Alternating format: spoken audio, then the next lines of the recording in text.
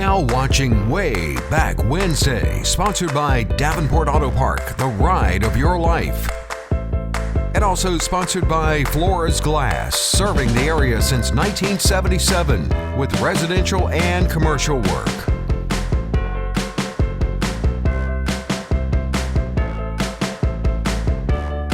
Friends, to another episode of Wayback Wednesday. I'm Randy Adcox. Happy early Thanksgiving, well, Thanksgiving Eve, I guess we could say.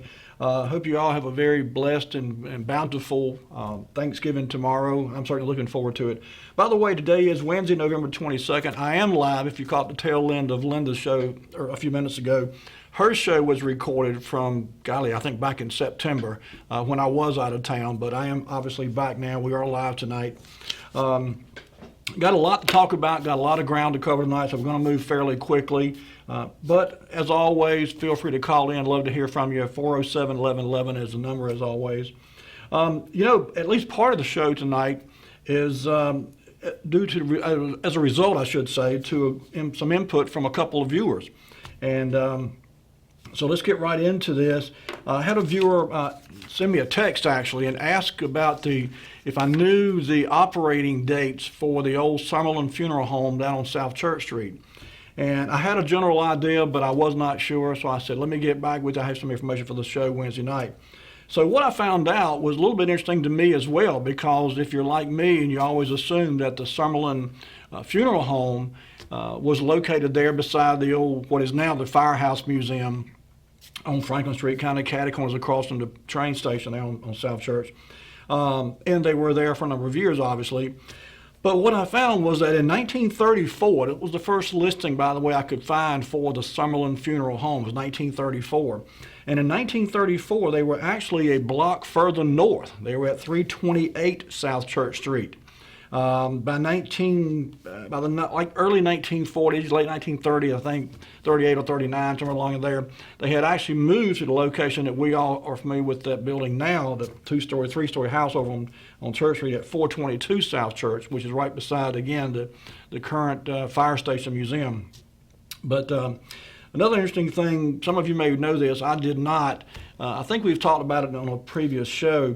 But there was a man, Mr. Johnson, I think his initials were H.B. Johnson, but he worked for the Summerlin Funeral Home up until time came when he actually took it over. And the Summerlin Funeral Home became Johnson Funeral Home. And of course, later on, I think in 1950 or thereabouts, Johnson Funeral Home built the new place out on Sunset Avenue where they were for many, many years.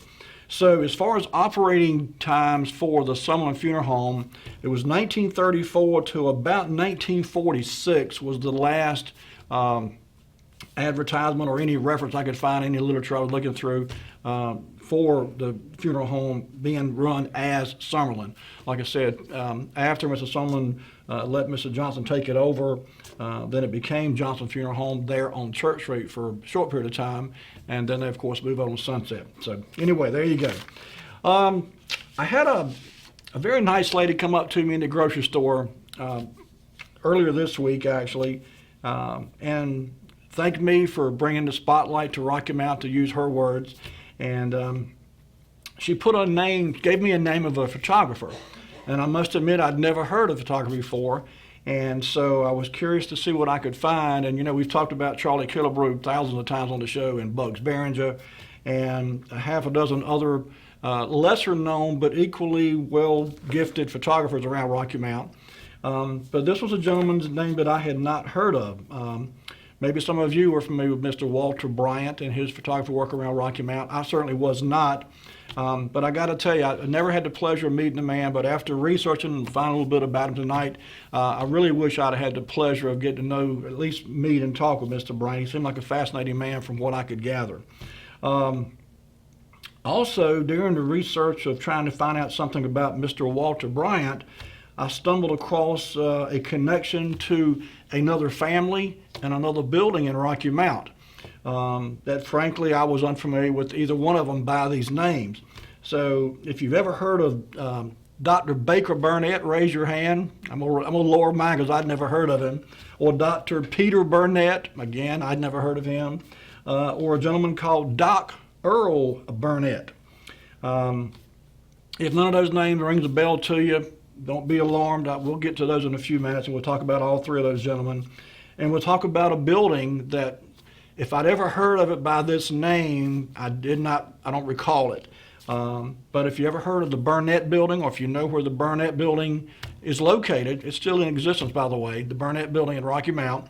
Raise your hand, and I'm going to lower mine again because I did not know where the Burnett Building was. I do now. And we'll get to that very shortly.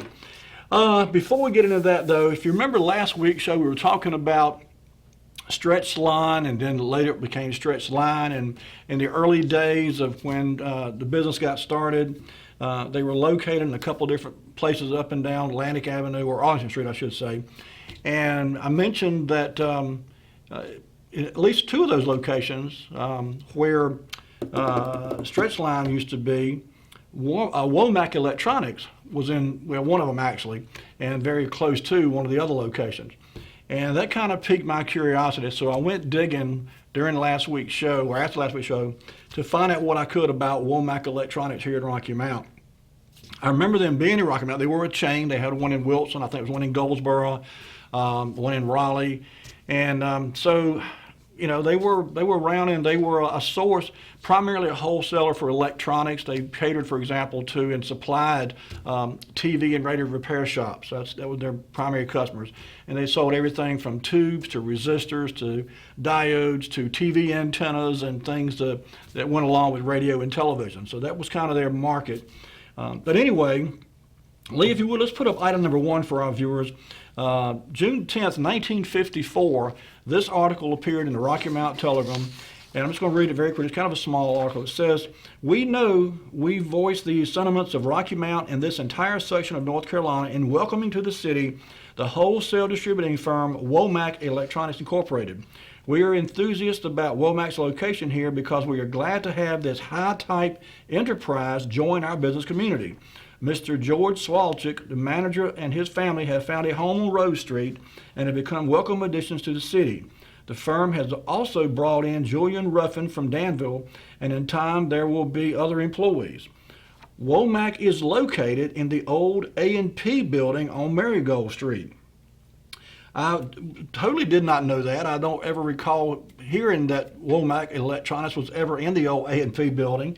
But in 1954, when they got started, they were in fact located, for a while anyway, in the old A&P building on Marigold Street. Okay, Lee, let's move on then. I got my two dates here backwards. This should have been first and that should have been second. But anyway, item number two, this article appeared June the 6th, a couple days or 4 days before that one we just showed you. And it says, "Womack Electronics opening new branch in Rocky Mount." Now, granted, this is only 4 days prior to the time that this first article appeared, stating that they were at the old A&P building. Now, that was June the 10th, the article I just showed you.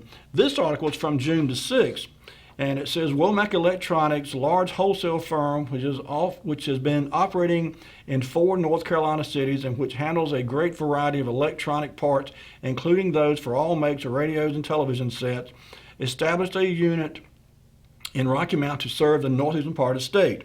George Swalchik of Durham, manager for the company here, said that while a formal opening had been planned for this fall, the company already had started operation at their headquarters at 105 Marigold Street." Okay, so the A&P location is actually different than 105 Marigold Street, at least according to what I found when I did some research on the addresses. And I'll tell you what I'll get to in just a minute. Let's go to item number 3, Lee. This ad appeared October the 2nd, 1954, and that's just an advertisement for Womack Electronic. And it kind of lists some of the things that they carry, amongst other things, the TV antenna you see there in the diagram. And it lists the address here near the bottom as 105 Marigold Street. Okay, so I went and did a Google search. I mean, I knew where the old A&P was, and I wasn't quite sure what the address of that was. So maybe that was 105 Marigold Street. But lo and behold, when I did a search for 105 Marigold Street, Lee, if you would put up item number 4, 105 Marigold Street is actually the building that we've talked about this building before too. There's been a number of businesses in this building at 105 Marigold Street. And so I can only assume that they were here temporarily. From this vantage point here, you're kind of looking west, looking toward the railroad tracks, downtown Rocky Mount. And of course, there to the left, that little red building is the old city lunch building. But that building there's a tan building with a canopy over the front of it. According to current day addressing scheme for City Rocky Mount, is 105 Marigold Street. So, like I said, it kind of caught me off guard. I was really not expecting to see that. I wasn't sure what the address was of the A&P store, but apparently 105 Marigold Street is right here. So, as if things weren't confusing enough with locations for Womack Electronics in Rocky Mount back in the 1950s, by 1965, they had yet another location. If you would lead item number 5, in 1965, this article appeared, this little brief ad, I should say, and you see it says business property for rent, 571 North Raleigh Street, now occupied by Womack Electronics, approximately 3,000 square feet of floor space. Okay, we've talked before. Raleigh Street is now Discovery Street. That's in the same block there where Arden Wilson Junior High School, formerly Rocky Mount High School, is. And so I got on Google Maps and kind of virtually, if you will, drove up and down present-day Discovery Street, which was back in the 1950s and 60s, Raleigh Street. And I could not find a 571 North Raleigh Street address. I couldn't find a 571 Discovery Street address for that matter. And so I can only assume it was somewhere down where Discovery Street kind of curves around and runs back into George Street, if you know where I'm talking about a block or so north of the post office, the main post office, downtown Rocky Mount. But I don't recall Womack ever being in that location either. There's a little small building, I think it's one of those check cashing places now. And so I'm guessing that's probably where they were for a brief period of time in 1965. But strangely enough, even if they were there, and it may have been able to use it for warehouse space or something like that, storage maybe, I'm not sure. But by 1977, item number 6, if you would, Lee, this ad appeared in the Rocky Mount Telegram, May the 29th, 1977.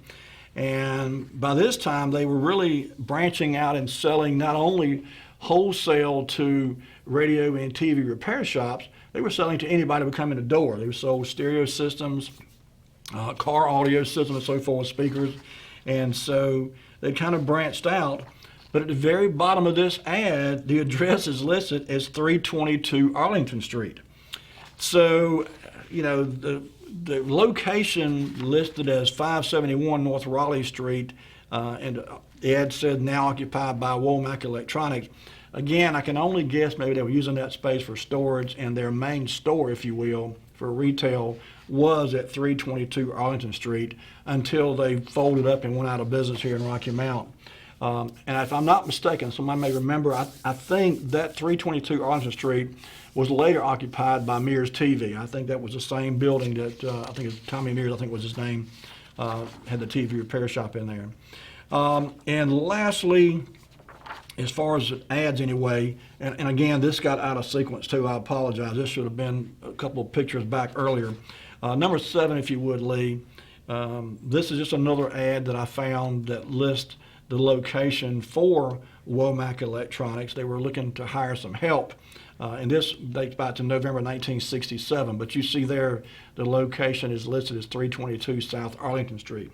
So at a minimum, they had a location on Marigold Street, at least in one spot there, possibly two, if in fact, and I have seen this a couple of times, or where the city of Rocky Mount would renumber, if you will, certain sections of certain streets. And so what used to be a 100 block, for example, with like 102, 104, 106, 108, and some years later may have been renumbered and would go like 122, 124, 126, 128. So it's entirely possible that the 105 Marigold Street location that is currently there beside the old city lunch building, maybe back in that time it was the old A&P location. That's just a guess, but anyway, So I've got a picture of the building in question at 322 Arlington Street. Lee, if you would put up item number 8.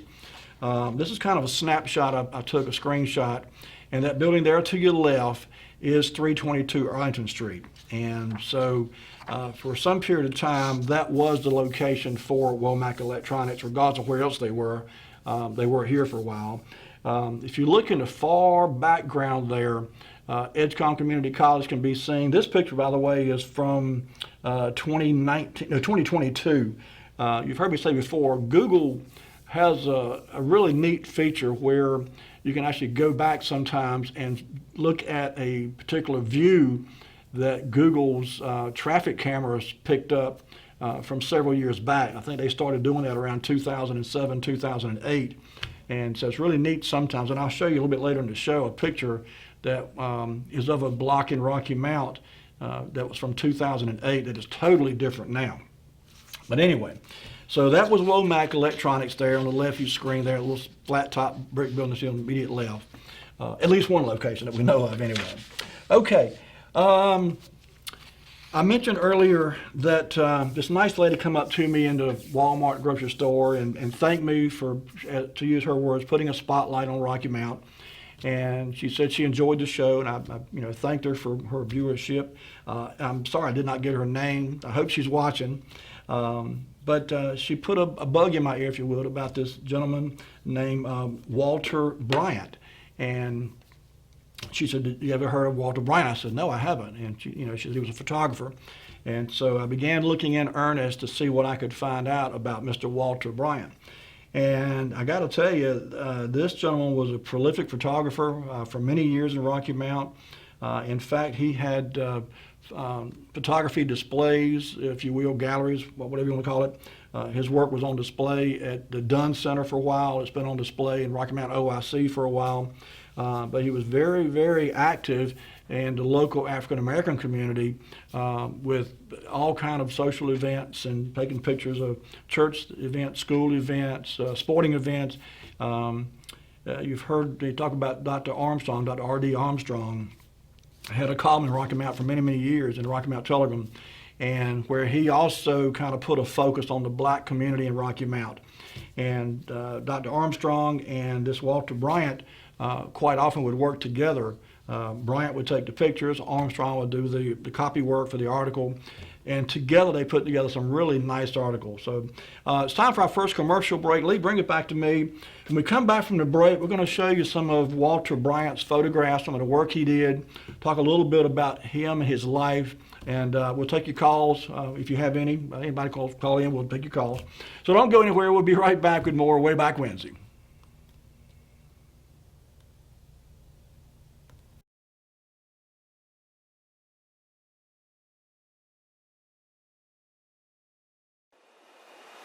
Today, having the right healthcare plan tailored to your specific needs is vital to your peace of mind. The question is not if you will need the coverage, but when. And when that time comes, you want to be prepared. With the rising cost of medication, medical procedures, and doctor visits, you should know which is the right insurance plan for you. From life insurance, affordable health care, to Medicare, there are a lot of insurance options available, and choosing a plan can be overwhelming. Having Gus Tullis as your insurance professional on your side will give you peace of mind, because you will know you are covered with the insurance that meets your needs. Hello, my name is Gus Tullis of Gus Tullis Insurance, and I've been helping people with their insurance needs for well over 20 years. Call me today. I'll answer any question you have. 252-937-6913. Looking forward to hearing from you. I'm Daniel Moss, owner of Cornerstone Funeral Home, and I'd like to invite you and your family to give our family an opportunity to serve you in your time of need. And we offer a full line of funeral services, everything from visitations to graveside services to cremations on site with a live crematory, as well as a banquet hall to meet the catering needs of our families that we serve. We offer catering service, we offer refreshments prior to visitations and services of our family, and we want to invite you to come and experience the difference here at Cornerstone Funeral Home.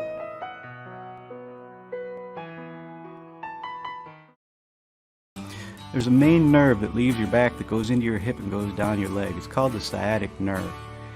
A back injury can put pressure on that nerve, causing pain, numbness, tingling.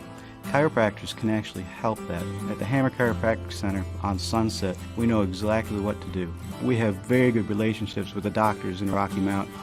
We like to co-manage people's care. Some medications may help us do our jobs, and our jobs may help their medications work better.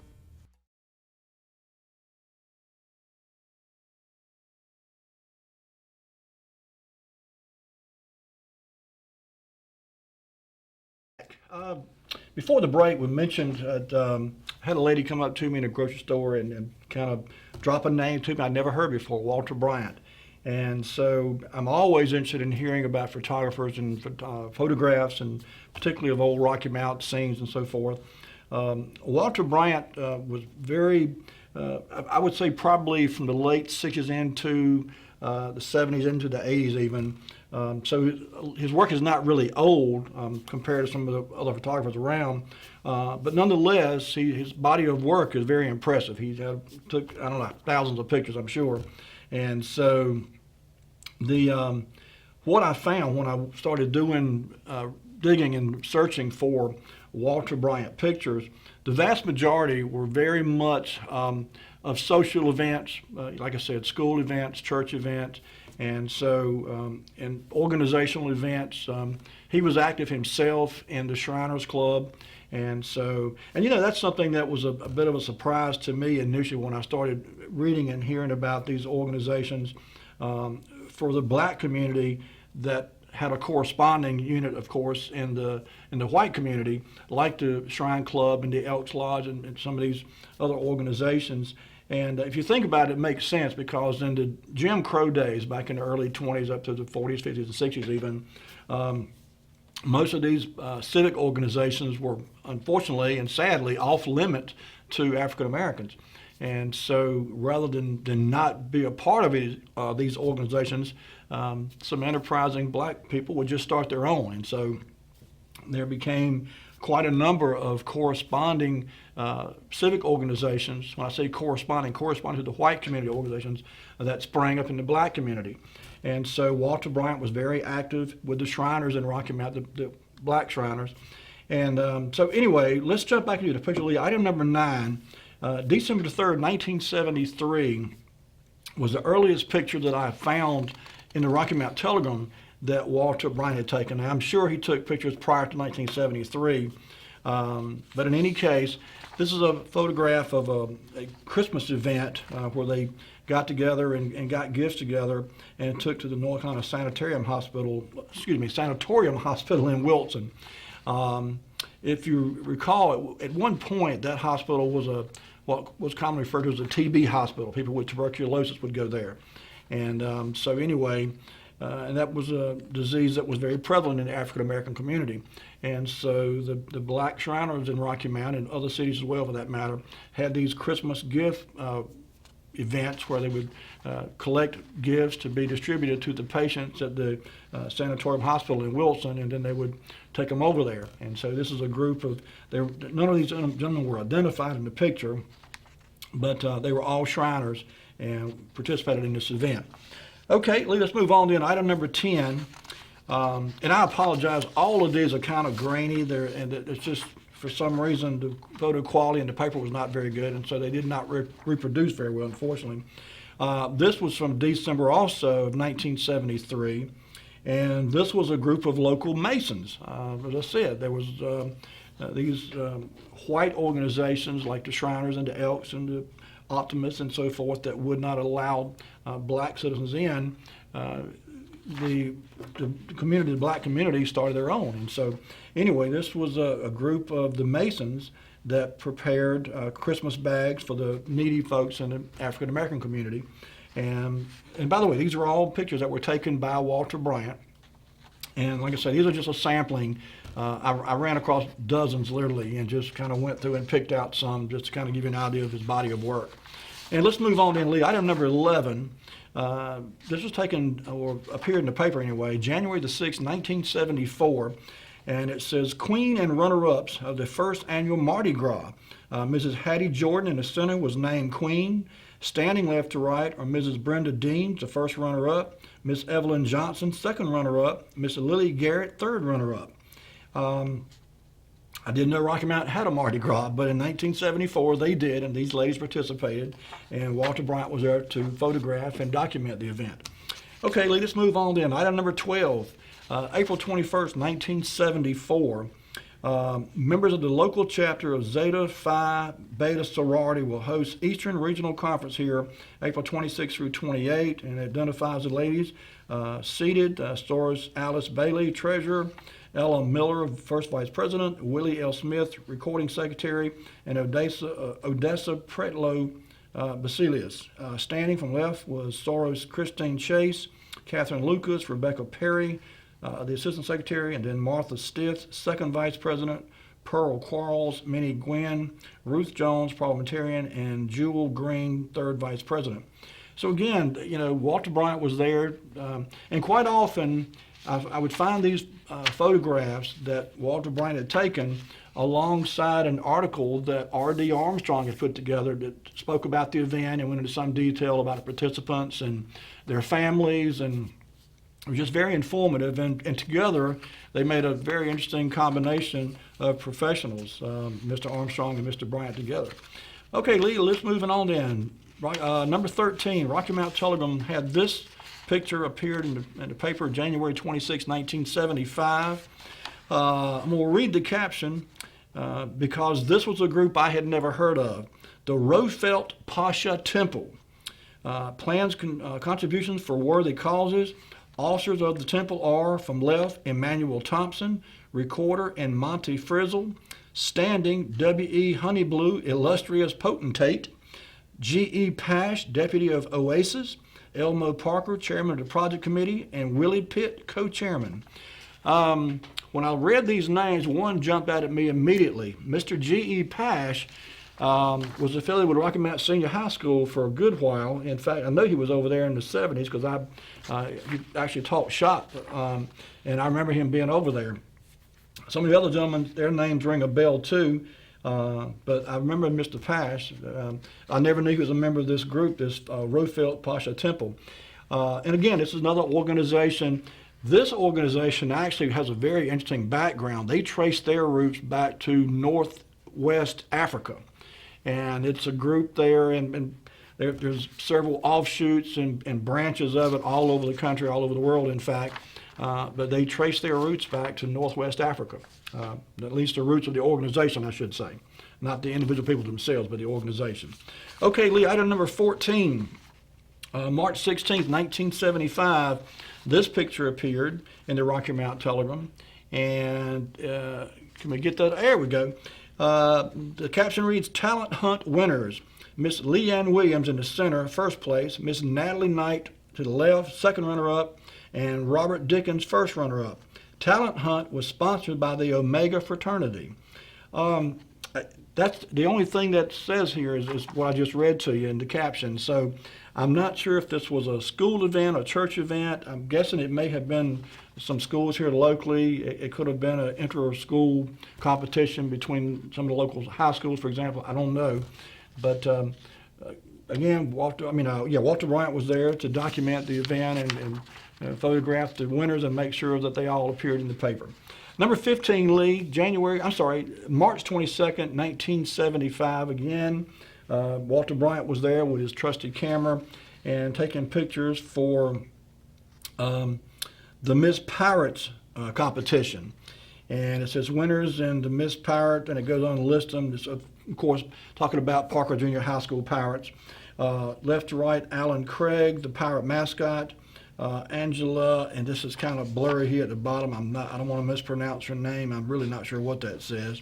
But she was Miss Gold and White. Tanya Oliver was a Miss Pirate, and Catherine Brown was a Miss 7th grade. So these kids were all participating in this event at the Parker Junior High School in 1975, and Walter Bryant was there to document it and put these kids' picture in the paper. And he did a lot of this kind of stuff. I saw multiple instances where he would go to school events and take pictures of kids participating in any number of different types of events, fundraisers, for example, or just intramural sports, just anything that had a public interest aspect to it. Walter Bryant could be found taking pictures there. Number 16, Lee, this article and picture appeared in the Rocky Mount Telegram December 28th, 1975. And you see there, officers of Les Amis, from left to right, Miss Lugina Fox, Secretary, Miss Cherry Brazel, President, Dennis Reed, Executive Director of the Boys Club, who received contribution for the Boys Club, Ms. Alberta Robinson, Vice President, and Ms. Hazel Connington, Treasurer. And so these groups quite often would raise money amongst themselves and pass that money on to places like the Boys and Girls Club or the underprivileged kids in the community. And again, Walter Bryant was there to document it and make sure that those involved, those who participate in these things, were publicly recognized, and rightfully so. Okay, Lee, move on to number 17 if we could. November 27, 1977. This picture appeared, and again, it's kind of grainy, kind of dark, and not very clear. But this was a special group of ladies who were honored for their 50 years or more as members of the Mount Zion First Baptist Church. By the way, at one time, the Mount Zion Baptist Church was the oldest church in North Carolina. And I didn't know that until I was doing some research today and stumbled across that little tidbit of information.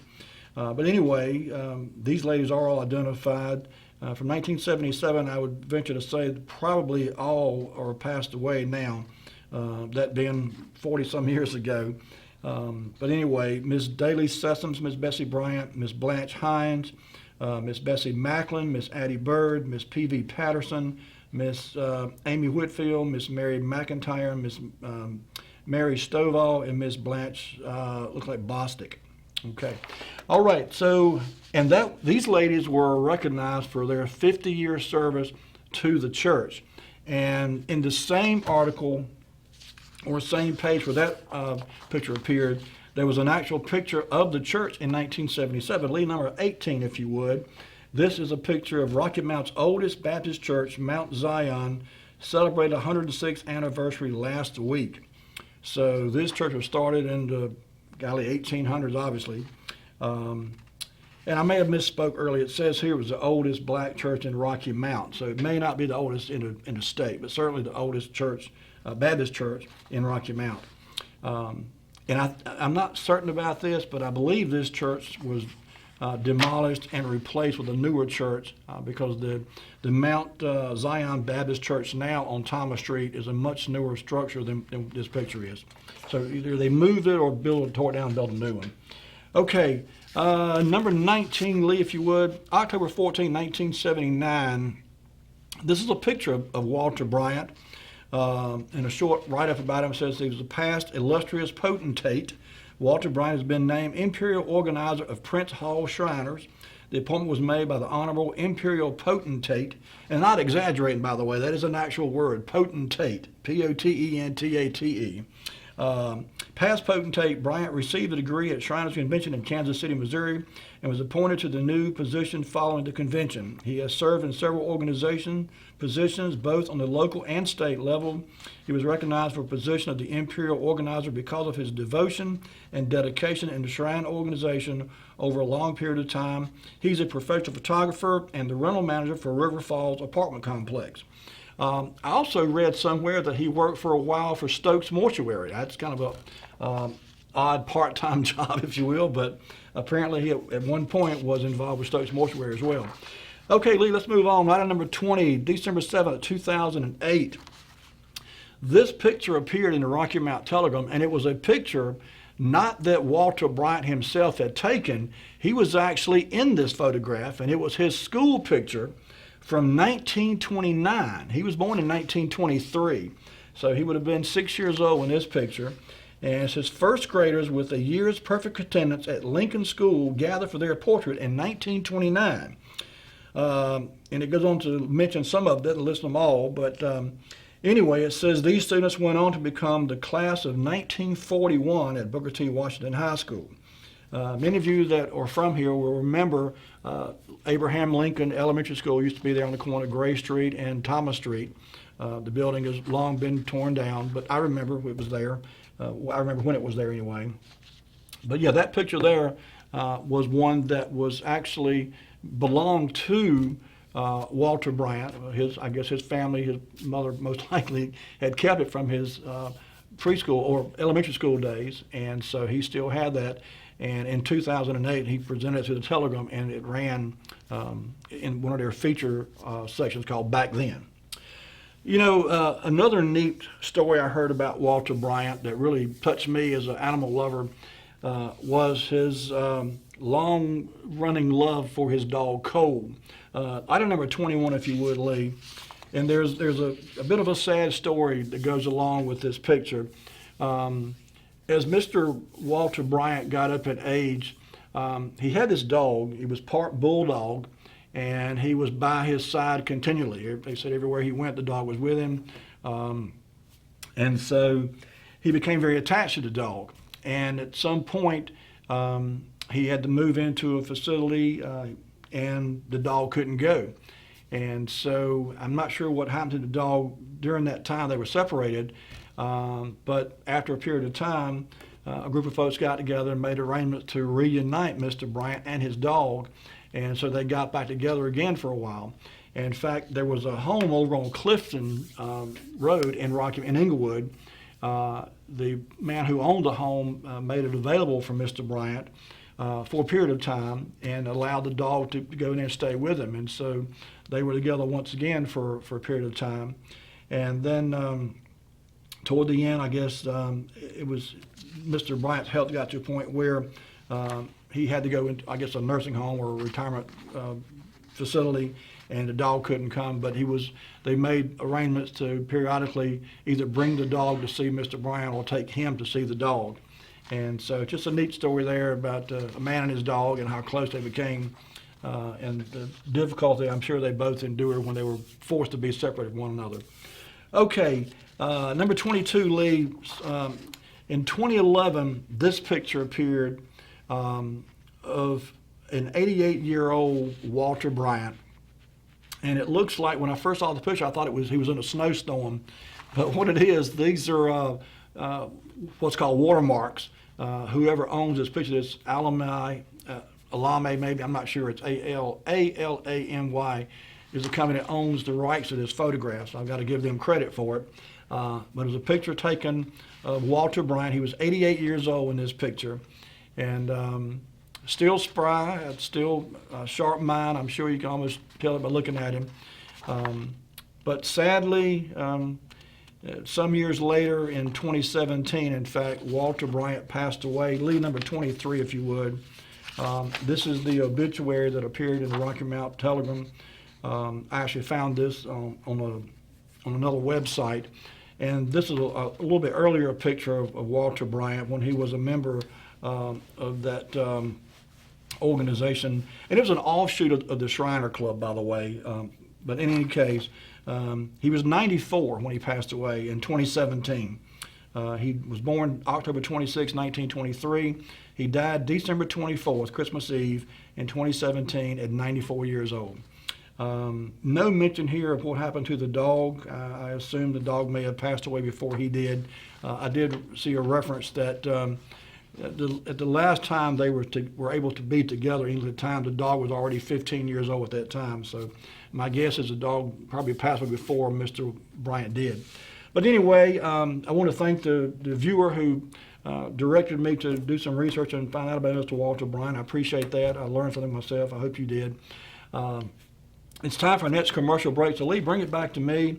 We're going to take a quick break here, folks. If you need to get a little snacky poo or something, we'll take a bathroom break. Go take care of that business now. And when we come back, we're going to talk a little bit more about another family that you may or may not be familiar with, the Burnett family. So don't go anywhere. We'll be right back with more Wayback Wednesday.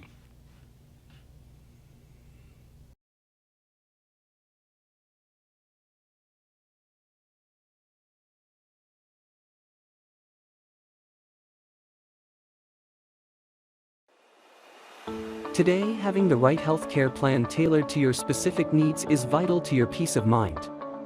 The question is not if you will need the coverage, but when. And when that time comes, you want to be prepared. With the rising cost of medication, medical procedures, and doctor visits, you should know which is the right insurance plan for you. From life insurance, affordable health care, to Medicare, there are a lot of insurance options available, and choosing a plan can be overwhelming. Having Gus Tullis as your insurance professional on your side will give you peace of mind, because you will know you are covered with the insurance that meets your needs. Hello, my name is Gus Tullis of Gus Tullis Insurance, and I've been helping people with their insurance needs for well over 20 years. Call me today. I'll answer any question you have. 252-937-6913. Looking forward to hearing from you. I'm Daniel Moss, owner of Cornerstone Funeral Home, and I'd like to invite you and your family to give our family an opportunity to serve you in your time of need. And we offer a full line of funeral services, everything from visitations to graveside services to cremations on site with a live crematory, as well as a banquet hall to meet the catering needs of our families that we serve. We offer catering service. We offer refreshments prior to visitations and services of our family. And we want to invite you to come and experience the difference here at Cornerstone Funeral Home.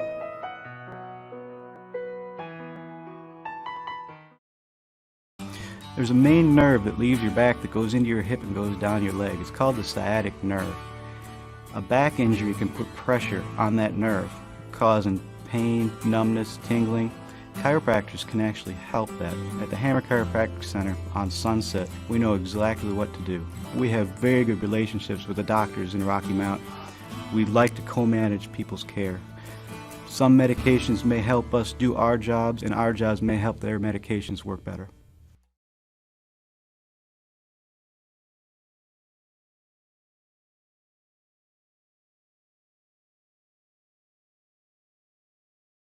We're back.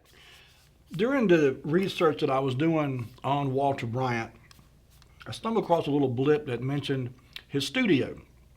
And he had a studio that was located in the Burnett building. And so, where's the Burnett building? I honestly had no clue about a Burnett building, didn't know where it was, didn't know anything about it. And so I set out to find out not only where the Burnett building was, but how it came to be named the Burnett building and so forth.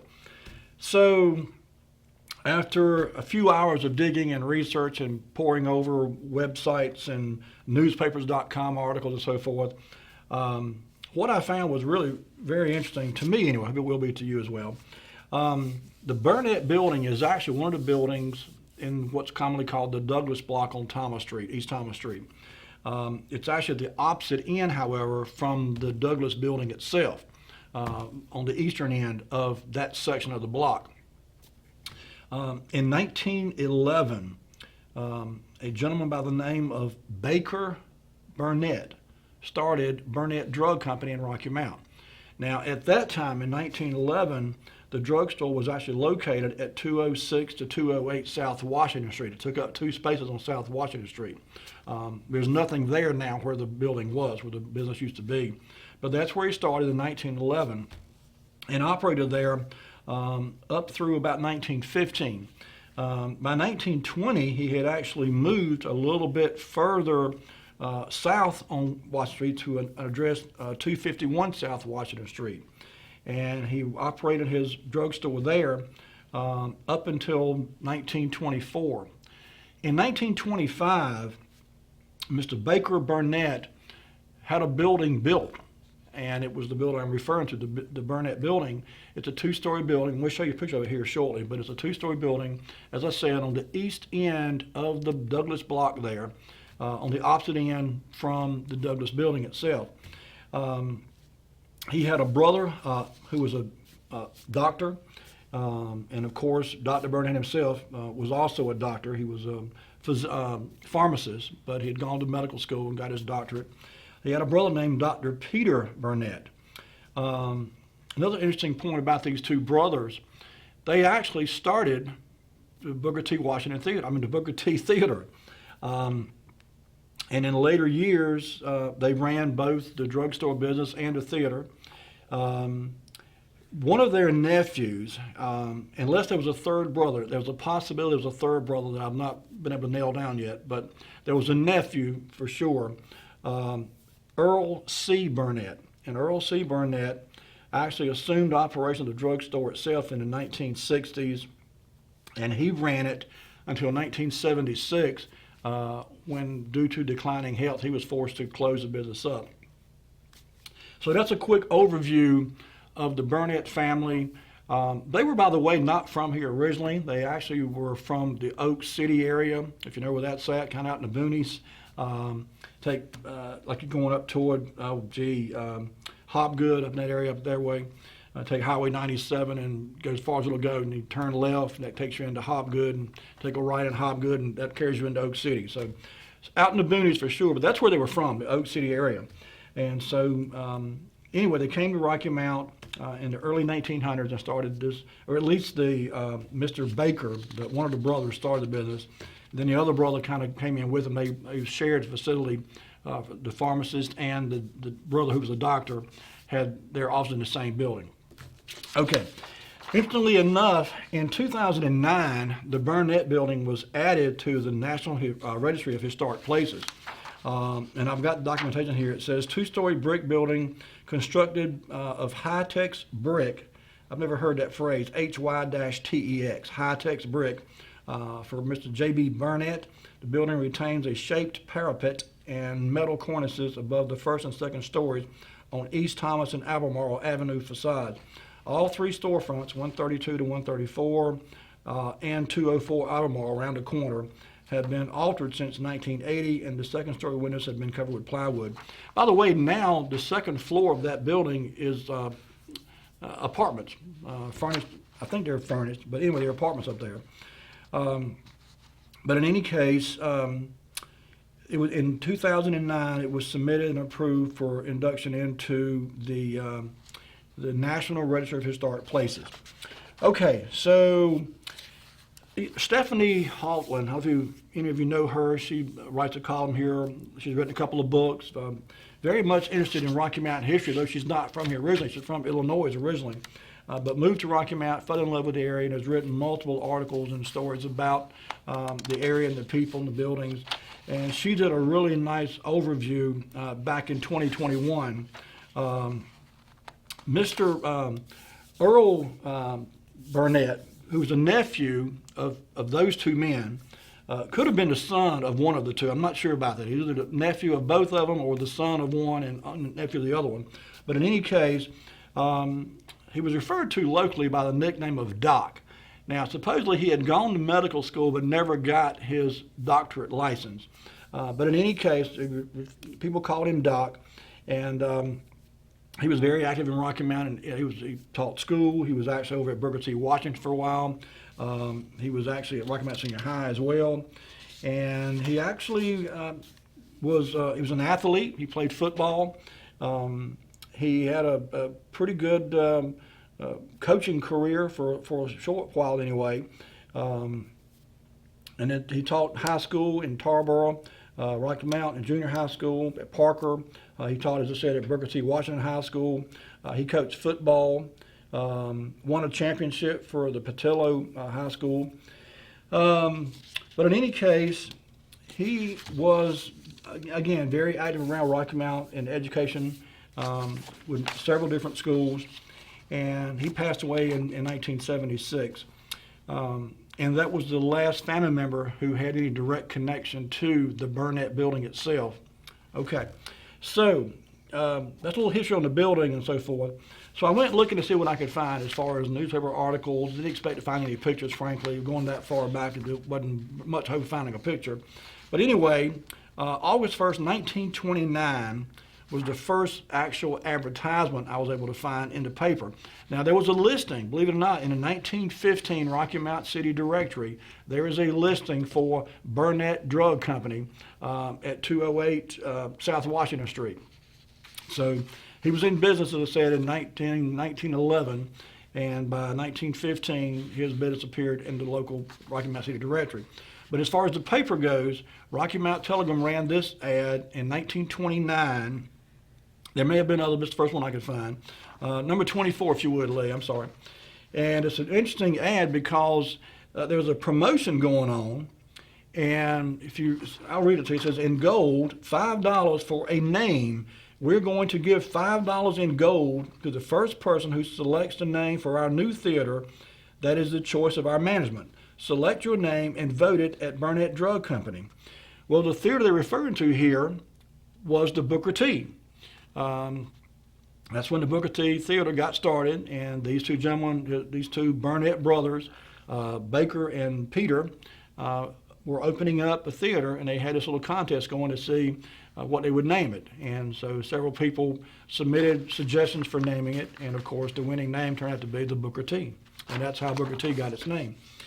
You know, an interesting thing to me when I was doing research, that block at one time, oh golly, had about a dozen businesses just on one side of the street. If you remember from past shows, the opposite side of the street was the Foxhall Cobb warehouse, tobacco warehouse. So there were no other businesses on that block except what was on the north side of the street. But in 1949, the local black business community got together and they put out this ad, and I tried to print it off, and there's just so many listings here that it gets really, really small. But Lee, if you would put up item number, oh jolly, was it 25?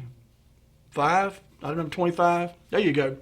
What this is, what you're looking at here is a list of black-owned local businesses in and around Rocky Mount. And not all of these are in the city limits of Rocky Mount. I think one or two are from Enfield, Whitakers, and so forth. But the vast majority are from right here in this immediate area.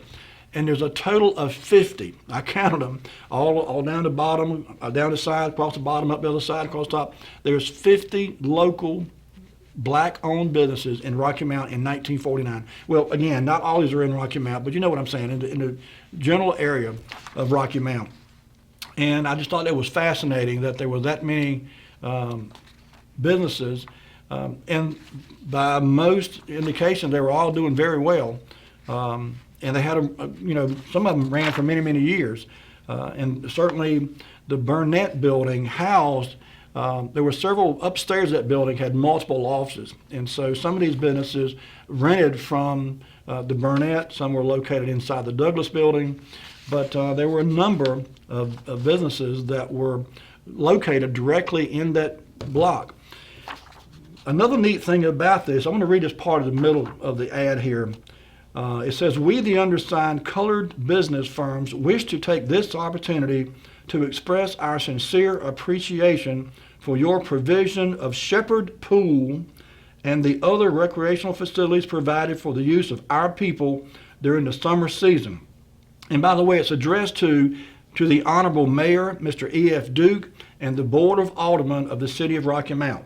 So this was a thank you, if you will, from the local black business community to the City of Rocky Mount elected officials, the mayor and the Board of Aldermen, for making available to the local black community a swimming pool and other recreational facilities.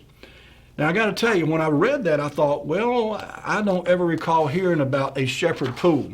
Item number 26, if you would, Lee. This article appeared June 21st, 1949, and you see the headline, Shepherd Pool was presented in formal ceremony here. It does not list the location of the pool. I'm thinking it was what we refer to as the Tom Stith Park Pool. Maybe someone remembers more detail, but this was the first time I'd ever heard anything about a Shepherd Pool.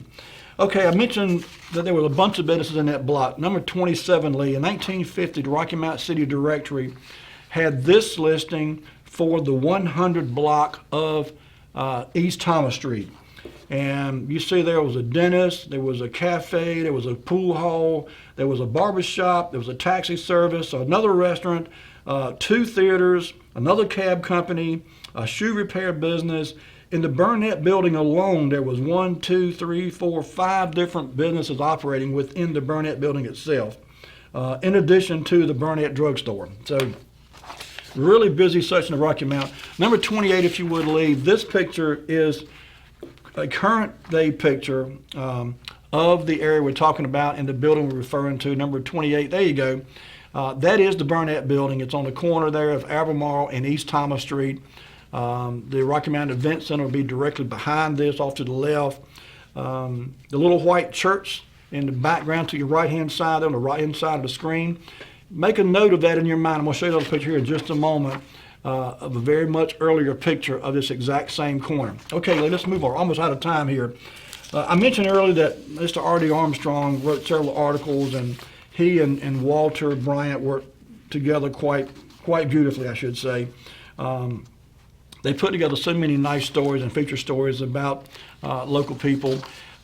This picture here appeared in the Rocky Mountain Telegram in 2007, but it's a picture taken back in the 1940s. Now, Walter Bryant didn't take this picture because he wasn't taking pictures in 1940, but it is the corner of the Burnett Building, and if you look off to the right there, you can see that church in the background. It's the same church there today, and the steeple of the church has been taken off. It's somewhere in stores around Rocky Mount. It may even be inside, I'm not sure. But anyway, I just thought it was a neat picture of that same corner building there, the Burnett Building. And number 29, Lee, I mentioned earlier that you could get go back on Google Maps and look at earlier pictures. And so I did a Google search for the 100 block of East Thomas Street. And in 2008, this is what it looked like. And like I said, it's hard to cast the Burnett Building to your far right. And you see there are a couple of different entrances there to the Burnett Building. And then just to the left of that is the former Booker T Theater. And then there are just a whole bunch of little businesses, some of them no more than one space, wide. But there were about a dozen businesses that occupied that 100 block of East Thomas Street up until the 1960s and 70s, some still there into the 80s. Sadly, there's only one or two buildings there now. But anyway, let's move on. Number 31, Lee. 1959, Dr. B.J. Burnett passed away, and this is obituary. It says, Dr. Burnett, local druggist, owned and operated the Burnett Drug Company since 1911. He was a graduate of the Leonard School of Pharmacy, Shaw University and Medical Clinic in Philadelphia. He was a member and deacon of the Mount Zion Baptist Church for more than 40 years, served as superintendent of Sunday School for a number of years. He was married to Olivia Payton from Tarboro. And number 32, Lee, this was from 1961. The announcement was a full-time registered pharmacist and offers to the public complete prescription delivery service. And Earl C. Burnett, who was the nephew of Mr. Baker Burnett, the one who started the business back in 1911, his nephew, Earl C. Burnett, the one we mentioned earlier, who was in the local schools and so forth as a teacher and instructor and coach, passed away, sadly, in 1976. Number 33, Lee, and this is the obituary for Mr. Earl C. Burnett. Folks, that's going to do it for us. Not that we've run slam out of time. I just realized the clock says 9 o'clock already. Thank you so much for tuning in. I hope you learned something tonight. I certainly did. Again, I want to thank the lady who put me on to Walter Bryant and his photography work. I found it very interesting. And by the way, anytime anyone's got anything, if you've got a topic or a person or a building or an event that you'd like me to research, feel free to reach out to me. We'll do some research and put it on the show for you. That's it for us, folks. Have a great week. Happy Thanksgiving tomorrow. Don't eat too much turkey. Have a great week. Take care of yourselves. Be kind to one another, and we'll see you next week with more Wayback Wednesday. Good night.